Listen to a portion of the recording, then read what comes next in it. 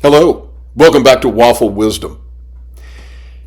In the last episode, we talked about writing notes home to parents, emails, positive affirmation of things that their children have done, and why administrators or department chairs, anybody who does evaluations of teachers, should be looking for ways to give them credit, right? Not just checking things off on a to-do list. Let me suggest something now that goes in the opposite direction. I'm speaking specifically to teachers on this one. How often do you encourage your administrators? That's one of the things that I love to do. First off, I just love encouraging people in general. It's why I enjoy writing letters of recommendation for students for scholarships and jobs and university applications and so forth. But I've done that many times with principals, assistant principals, when something has gone very well or they said something particularly wonderful in a staff meeting or who knows what it was. And I would send an email to that administrator. I know that they don't get as many notes, emails, things as teachers do. Have you ever thought about that? Just shoot your principal or assistant principal an email. And we're not talking about one where you're trying to flatter them or blow sunshine in their face. But when they have done something that really touches you or has really helped you become the better educator, share that with them.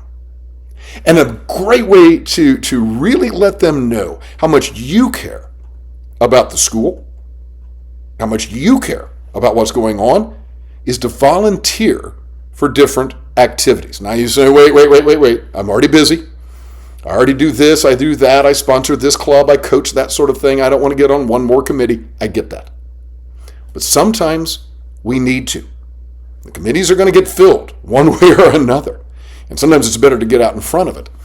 But I want to share with you something that comes from my dad. And I've got to make sure I get the right page here. This is page 98 in the Golden Waffle principle. At one time after my dad had passed away, the area around where he had been an elementary principal named a road after him. And so we were there and for all of that. And my dad's name was Norman Perkins. And so the road was called Norman R. Perkins Way.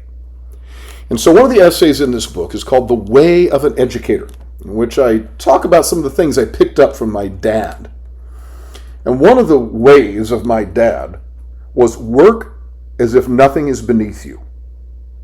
It was nothing for my dad to stay late after school-wide functions to make sure everything was cleaned up. When he had a student whose wheelchair made it difficult for her to disembark from the bus in the morning or board in the afternoon, he was there to carry her. He spent the lunch period in the cafeteria when many other principals swore they would never set foot in such a place. It makes me think of the perhaps apocryphal story of Abraham Lincoln.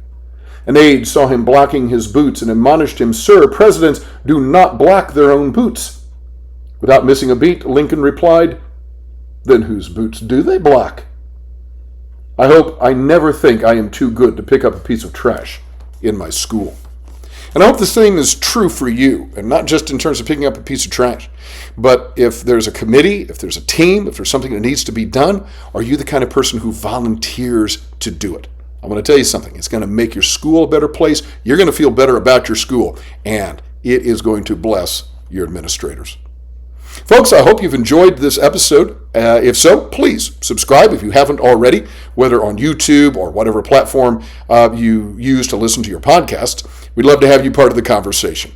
As always, have a waffle day.